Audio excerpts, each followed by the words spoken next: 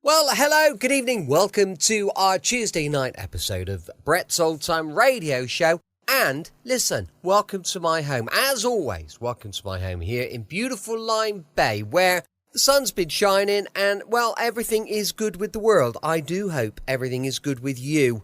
Thank you for joining us once again for our regular late night visit to those dusty studio archives of old time radio shows right here at my home on the south coast of the United Kingdom. I'm Brett. I'm your host for our Nighttime podcast. Welcome to another episode. Don't forget, we've got Facebook, Instagram and YouTube. Oh, and TikTok, because we're down with the kids. Don't forget, we've got all those social medias. So if you get a minute to check them out, it's all the same stuff on all of them, really, because I just try to post everything much the same. But if you get a chance to take a look, oh, well, I'd love that. And if you could give us a little like and maybe a nice comment, well, even better. We'd love that. I've launched a supporter page at patreon.com/Sunday Night Mystery. So if you want to spend a minute or two looking through those things, then that would be fantastic. Time now for our latest adventure with Sherlock Holmes and Dr. Watson. This one is called The Laughing Lemur of Hightower. It was first broadcast on the 26th of October, 1947.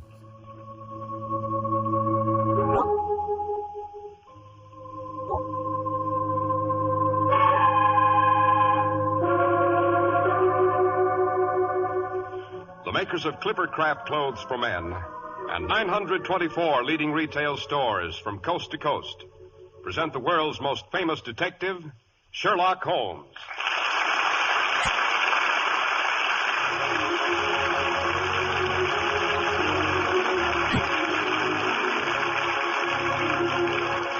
Sherlock Holmes is portrayed by John Stanley, Dr. Watson by Alfred Shirley. Our stories are based upon the character of Sherlock Holmes, created by Sir Arthur Conan Doyle. The dramatizations are by Edith Meiser. And now, once again, we turn into the familiar gate. The wind whistles cold and sharp through empty branches. A brilliant October moon peers intermittently from behind scudding clouds. Hello, what's that in the good doctor's window? Pumpkin lantern. Dr. Watson is celebrating Halloween early this year. Come in, Mr. Harris, come in. Why the delay on the doorstep? Why, I was just admiring your Halloween decorations, Dr. Watson. A work of art, eh? Presented to me this afternoon by my youngest godchild. It's supposed to ward off goblins and witches and other nefarious familiars who are abroad this time of year. You mean who are supposed to be abroad, Doctor? Not necessarily, Mr. Harris. Not necessarily. Here, take this chair by the fire. Thank you. Did I ever tell you of the time Holmes and I had a rather terrifying encounter with the notorious Laughing Lemur of Hightower Heath? Why, you know you didn't, Doctor. Who was she? A witch who had been buried centuries before on wild and brooding countryside known as Dartmoor. This adventure took place on All Saints' Eve, the particular witch's Sabbath, which you Americans refer to as Halloween. And there I go off the deep end as usual. Suppose I pause to pour us each a glass of fresh cider, while you pay homage to our sponsor. What could be fair, Dr. Watson? To tell you that Clippercraft suits sell for only $35 and $40, with a few special models at $43.75. To say that Clippercraft top coats and overcoats sell for only $35 to $40 and sport jackets for only $24 is only half the story. Because you really only begin to appreciate that these prices are astonishingly low when you've seen Clippercraft clothes. Custom details in the form of correct styling, perfect fit, luxurious tailoring, and rich, long-wearing fabrics are yours in Clippercraft. Manufacturing ingenuity and a really great distribution idea make all this possible. Available to you in your own local independent store, where friendly attention is traditionally yours. For through the Clippercraft plan, 924 leading stores across America have concentrated their buying power, resulting in tremendous savings in manufacturing and distribution costs. You'll be amazed at Clippercraft's values. Compare Clippercraft with clothes selling for many dollars more.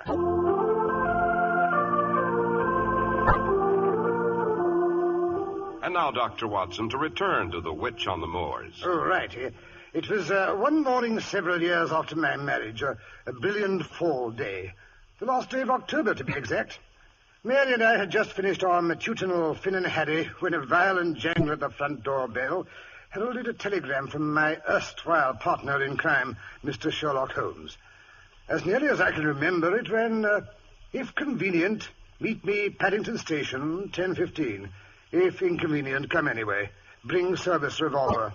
Don't suppose you have any silver bullets. Silver bullets? What was the meaning of that inquiry, Doctor? As a matter of fact, that was my first question after Holmes had settled himself in the corner of our railway carriage.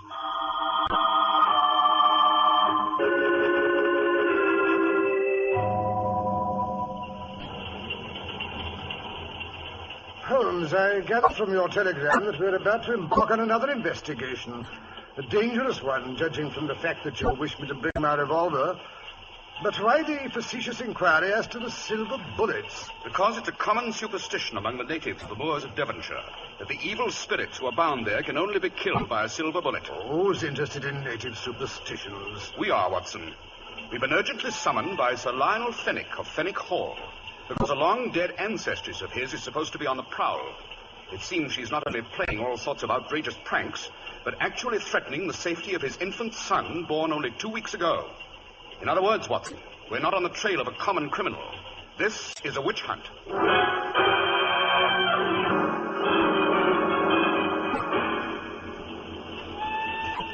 Pressing, Watson, the first glimpse of the moor? Yes. We shall be there shortly. Notice that ancient Roman tower. She's buried at the crossroads at the foot of that hill. It's from that building that she derives her name. Who derives what name? The Laughing Lemur of High Tower Hill. A lemur is the Roman word for ghost or spirit of the dead. But she was a witch besides. That's why she was buried at the crossroads. She would have been burned, of course, and her ashes scattered to the four winds, except that she was a great lady and married to the head of the house of Fenwick, whose given name was Hugo. Hugo was an old boy in his 60s when he married her. Much to the annoyance of his brother Edgar, he imported a lusty, fun-loving young French noblewoman, a Louise de Lamballe, whose mother was the notorious Madame de Montespan. Madame de Montespan? Wasn't she a sort of minor Borgia? Yes, Watson. At any rate, Louise seemed young and gay and exceptionally healthy and active. Too athletic, perhaps, for her ancient bridegroom, because she insisted he accompany her when she rode to hounds. Well, in due course of time, he was found, his neck broken, on the far side of a particularly high wall, which his wife, shrieking with laughter, had jumped a few moments before. Even after Hugo's death, Louise rode by day and danced by night, and day or night she continued to laugh. Dash bad taste, if you ask me. Quite. At first, her brother-in-law, Edgar, seems to have been fairly tolerant of the situation, since he now believed himself lord of the manor. But one day, 3 weeks after her husband's death, Louise came to him and informed him that she was going to have a child. The dead Hugo was to have an heir. She relayed the information with gales of laughter. Poor Edgar. The joke was certainly on him. Oh, no. He started rumors about his brother's widow. The French perfumes she used were love potions. She and 12 companions she had brought with her from France had formed a coven. A coven? In the old days when witchcraft was in flower, Watson, witches and their familiars banded together in unholy groups of 13, which were called covens. Oh. Lastly, Edgar claimed that no mortal had fathered the child, that it was the offspring of the devil himself. In proof of this contention, he pointed out cloven hoof prints under Louise's window. In short, the unfortunate lady was tried as a witch, and English justice being, shall we say, slightly biased in those days, she was sentenced to be hanged by the neck until dead. Dashed unfair, if you ask me. After which she was buried at the crossroads beneath the Roman tower, with a stake through her heart and a great stone over the grave to make sure she didn't return from it. Oh, lot of primitive nonsense. I wonder. At any rate, during the last fortnight, some person or persons seem to have moved that stone, and some rather curious, not to say frightening, phenomena have occurred. And the present head of the house of Fenwick seems to feel the safety of his firstborn is threatened, and that this danger should reach its peak tonight, which is All Hallows Eve. Yes, here we are. This is our station. And that gentleman waiting over there beside the wagonette with a pair of handsome cobs is undoubtedly Sir Lionel, the present master of Fenwick Hall.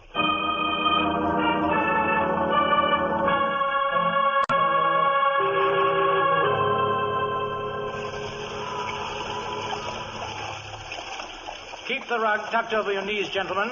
It's a longish drive to the hall, and the wind across the moors has turned uncommon cold. Thank you, Sir Lionel.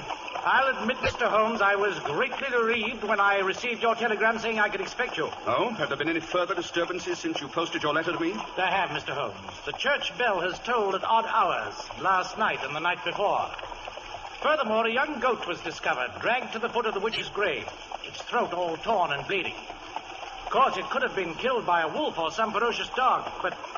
Unpleasant occurrences, Sir Lionel, but as you say, not necessarily supernatural. That's what I keep telling my wife and that stupid old nurse of hers.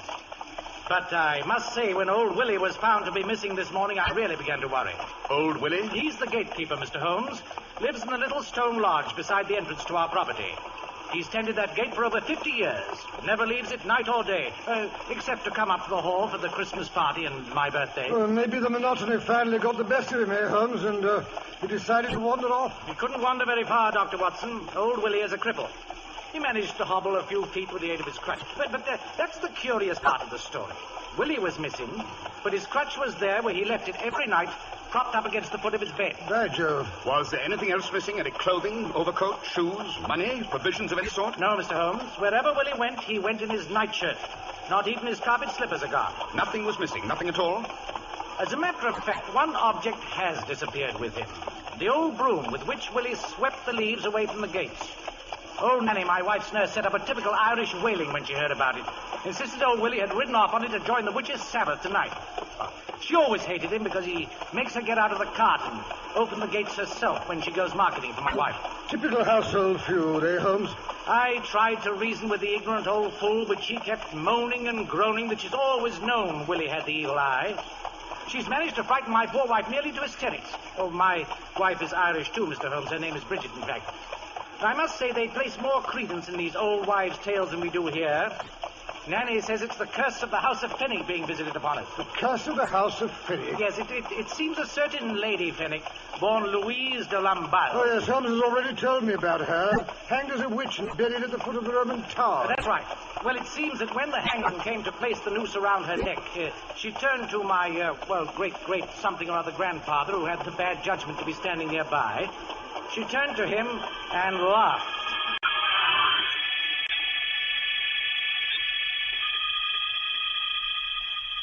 But my dear brother Edgar, a silken rope. Que c'est charmant. You think this is the end of Louise de Lamballe, but you're so very mistaken.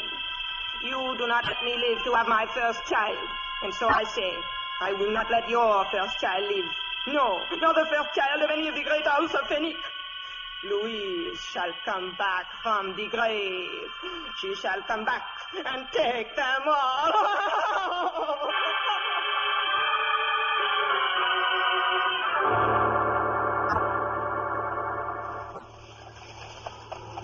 Has she managed to live up to her threats, Sir Lionel? Certainly not all of the oldest children of our house have met an untimely death, but a rather high percentage have been stillborn. Several have succumbed shortly after birth. The wind is rising. We're approaching Hightower Tor, Dr. Watson. The wind is always stronger here. How ghastly the Roman ruins look in the moonlight. When we reach the next bend in the road, we shall be opposite the witch's grave. I say, the curious strip of mist lying across the road. Easy, Phoebe. Easy, Blue Boy. What in blazes has got into the horses? Something seems to frighten them. Great Scott, what's that? There's something white over there in the bracken. Rein in the horses, Sir Lionel. Right. I think our investigation may begin here. Right. Come along, Watson. I'm dying. I see that white thing. It's moving. It's crawling along the ground. Yes, the man. He's badly hurt. What's he doing all in white? It's a nightshirt, Watson. I know it's old Willie, but his face is all black, so are his hands. Willie, what's that stuff you've got in your skin? It's the salve, the flying salve she give me so I could fly here to Hightower Heath. We flew here, me and me broomstick. We flew all the way. Good Lord, he's out of his head. He's delirious. Yes, he's in a bad way. Take his pulse, Watson. Here you are, Willie. Take a swig out of my flask. Thank you, sir. I'm frozen cold. It's been cold ever since I put on the salve. She said it's 'cause we was flying so high. Who was she? What was her name? The witch, of course. What did she look like? That I couldn't rightly say. She was wearing a veil over her face and standing in the moonlight at the foot of me bed. I'd been asleep when she called to me.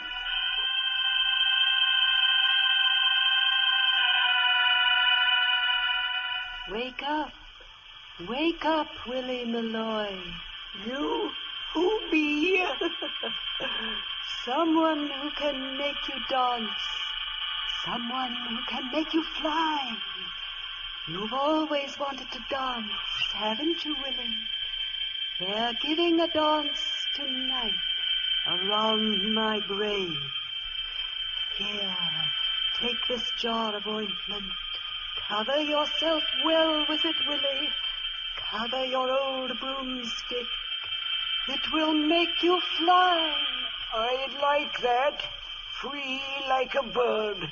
I'd like to fly. Then rub on the ointment. I'll wait for you outside. We'll fly to the tower and dance together around my grave.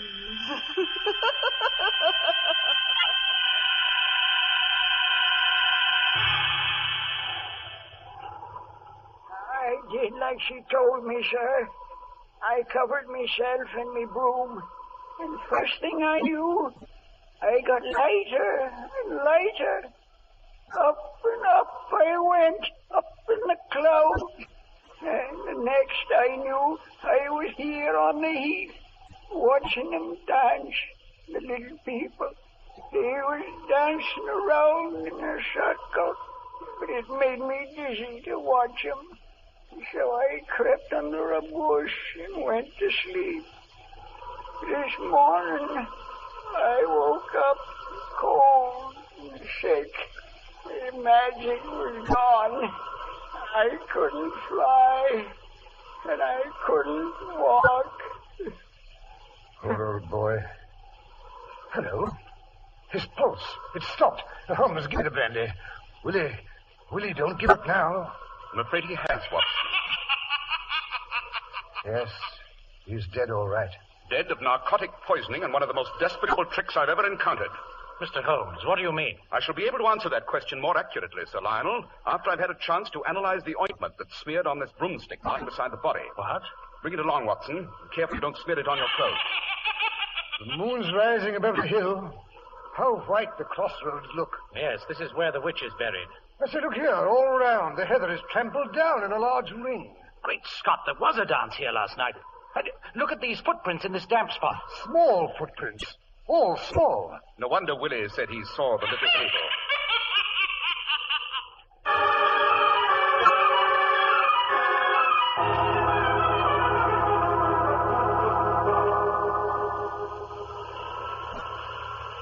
Here we are, gentlemen. This is Fenwick Hall.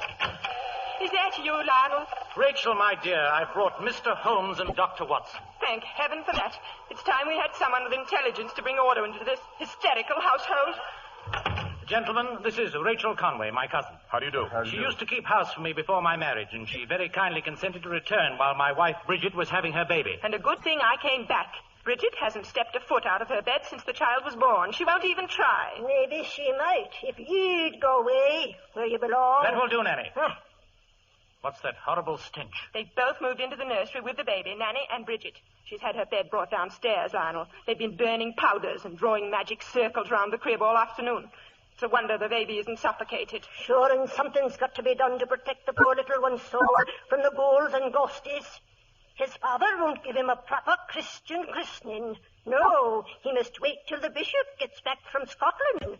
So it's up to his old nanny to protect him from the witches. You seem to be an expert on witchcraft, Mary. Sure, I am that.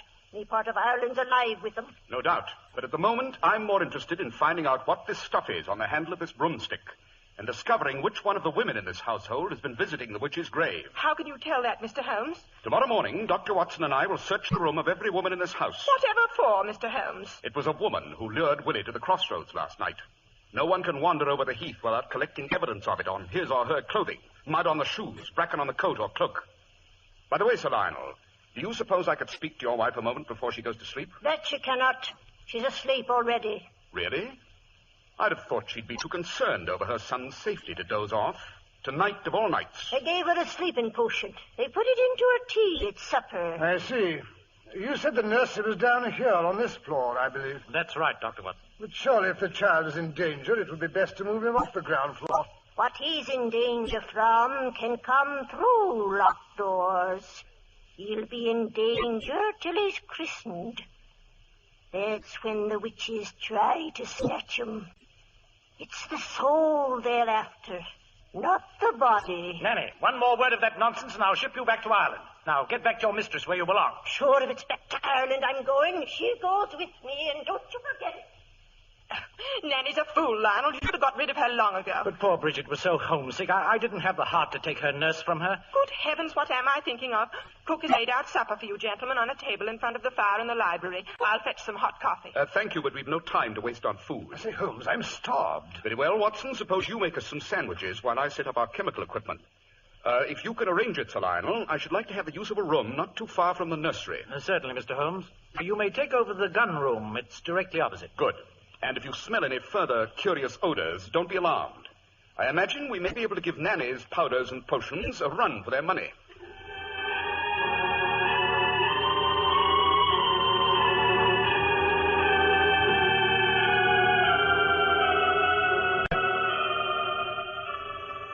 Now, Watson, let's see what we've discovered in this confounded salve. Hog's fat, water, hemlock, aconite, blood. Probably from a rat or bat. I can't determine that without a more powerful microscope. Cinquefoil, deadly nightshade, and soot. Fine collection of poisonous ingredients, eh, Holmes? The interesting thing, Watson, is that they're all well-known ancient poisons. The aconite and deadly nightshade, or belladonna, being particularly potent. Why, belladonna's a violent delirium. No wonder poor old Willie thought he was flying. Yes, Watson, the salve that was used to anoint Willie and his broomstick was undoubtedly a medieval witch's formula for flying ointment. You don't really believe in things like that, Holmes? No, Watson, I don't think Willie actually flew from here to the Roman Tower. But he was undoubtedly under the impression that he'd done so. He was probably transported in a cart or carriage. But why should anyone want to poison Willie, take him across the moors and leave him to die? I don't think the intent was to harm him as much as it was to frighten him. Unfortunately, whoever took him to the witch's grave was frightened off when they found they weren't alone. When they found they weren't alone? Exactly. The little people were more than they'd bargained for. Oh, Holmes, really, there are times when Quiet, you... Watson. Someone opened the door upstairs. Turn out the lamp. That's right. I didn't hear anything. Yes. Someone's coming along the upper hallway. I thought my remark about searching the rooms tomorrow might lead to something. If any of the women in this household have anything to hide, you may depend on it they'll try to get rid of it tonight. Someone's coming down the stairs. Yes, judging by her step, it's a woman. She's heading for the library. Stay here, Watson. Keep your eye on the nursery door. I'm going to follow her. I wouldn't throw those papers in the fireplace, Miss Conway. Mr. Holmes. If you'll allow me to take one look at them. I'd rather die. Very well. Suppose I tell you what those envelopes contain. Some early photographs of Sir Lionel and letters from him. But they're not love letters. You must believe me, they're not. I do believe it, Miss Rachel. You were and still are in love with him. The affection has never been returned. Is that right? Yes, Mr. Holmes. But Lionel doesn't know how I feel. He doesn't know I've kept his letters. Please don't tell him. It would kill me if he found out. I've kept many secrets in my time, Miss Rachel. I believe there's room for one more. Mr. Holmes, I don't know how to thank you. Don't try. And for goodness sake, go out to the kitchen and make yourself a cup of tea. Make some for Watson, too. I will, Mr. Holmes. Oh, I will. Holmes, come quickly. The old nurse slipped out of the nursery. She's gone upstairs. Calm yourself, Watson. We'll catch her on the way back. Yes, I wonder what she'll bring with her. Strange. How old houses creak at night. Quiet, Watson. Yes, she's coming back. She's reached the head of the stairs. Now she's stopped 2 steps down. So that's her little game, is it? Very interesting. Very... Yes, here she comes down the rest of the way. Strike a match, Watson. Now then, Nanny, what's that you've got in your hands? A ball of twine and a pair of shoes. Why not? My lady's shoes it is. Forgot to shine 'em. So you did. Muddy, aren't they? Let me see them. You go to the devil. Well, I'll be... Yes, Watson, as I suspected, Lady Fenwick wasn't as bedridden as she wanted people to believe. Sometime during the last 24 hours, she's been out on the moors. That red clay on her boots is rather prevalent at the foot of Hightower Hill. You mean she's been pretending to be the ghost? Holmes, it's midnight. The witching hour. Help the baby! Save the baby! Nanny! Bridget, I'm coming! Lionel, for the love of heaven, stay up there! You come downstairs, Sir Lionel, if you value your name. Bridget, Mr. Holmes, what's happening down there? Light the lamp, Watson. That's better. Now, Sir Lionel, if you'll investigate the second step from the top. Huh? Good Lord. A piece of twine stretched across the stairs. Yes, a trip rope. You were supposed to fall downstairs and break your neck. Oh, no, Lionel. She didn't mean any harm. Nanny only wanted to frighten you so you'd let the priest christen the baby. You mean that's the reason she gave you, Lady Fenwick? Bridget, what in heaven's name has been going on here? Oh, darling, I was so frightened when Nanny told me about the curse and the witch's stone being moved. I didn't want anything to happen to the baby. I didn't know Willie would die. I only thought she wanted to get even with him. I didn't mean any harm. I didn't mean any harm.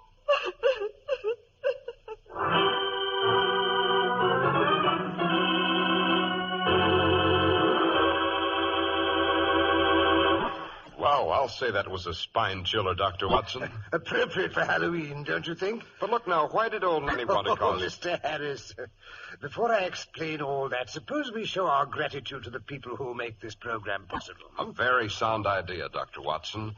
It's quite a shock when you're face to face with Clippercraft clothes. I mean, an extremely pleasant shock.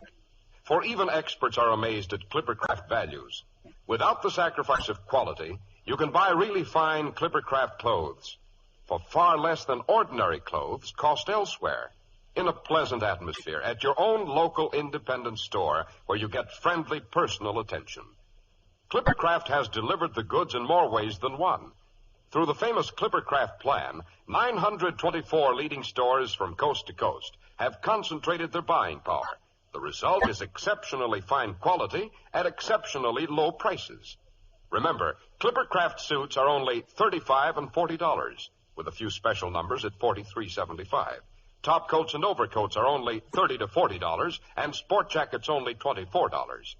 Selling beautifully tailored, expensive clothes at inexpensive low prices at the nation's finest independent stores is the great big idea behind the Clippercraft plan.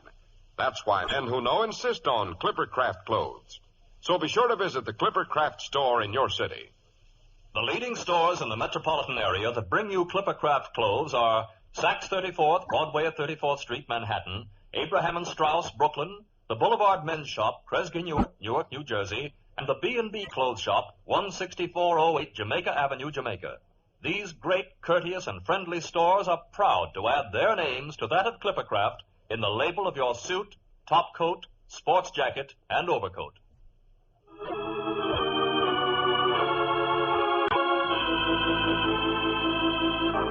Now, Dr. Watson, I was about to ask you, why did old Nanny want to stir up so much trouble? Oh, she hated the Moors, Mr. Harris. She hated Willie and she hated Sir Lionel. She was a thoroughly warped personality. Holmes suspected her immediately, of course, when he smelled the hocus-pocus powder she'd been burning in the nursery. He knew she must have made the flying ointment that was responsible for Willie's death. Well, now, Doctor, what about the gravestone, ringing church bells, and the little people? Who is it plays Halloween pranks, Mr. Harris? You mean children? Right. Holmes realized that when he saw the size of the footprints on Hightower Heath. Well, I'm blessed. I hope so, I'm sure. Now, let me see. Next week I'll tell you how Holmes and I investigated the case of a little governess whose employer agreed to pay her extra wages because she was willing to cut off her hair and wear a bright blue dress. Sounds like rather curious requests, Dr. Watson. Why was she asked to do those things? That question led Holmes and myself to visit a decidedly sinister country place called the Copper Beeches. We found a most unexpected answer in the attic.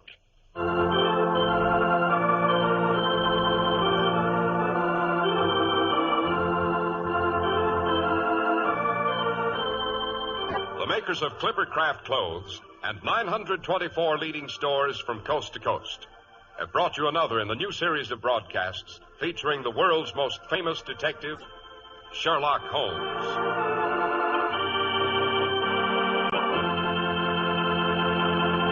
Sherlock Holmes is produced and directed by Basil Loughrane, with special music by Albert Berman.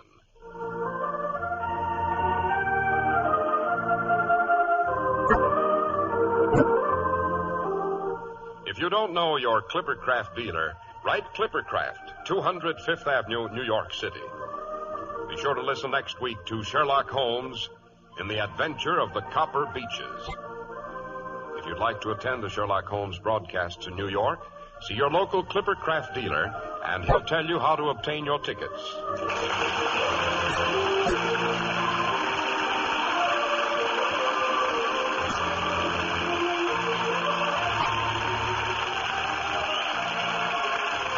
This is Cy Harris speaking for Clipper Craft Clothes. This is a mutual broadcasting system. Welcome back. Hope you enjoyed our latest adventure with Sherlock Holmes and Dr. Watson. And, of course, with it being a Wednesday tomorrow, we've got our midweek special. A little bit of Rocky Jordan going live at 5 p.m. GMT. Now, as I mentioned earlier, we've got a supporter page, patreon.com/Sunday Night Mystery. Go take a little look. But for now, thanks for listening. I'll be with you 7 days a week, each and every week, and I'll see you tomorrow on Brett's Old Time Radio Show. Love you. Bye.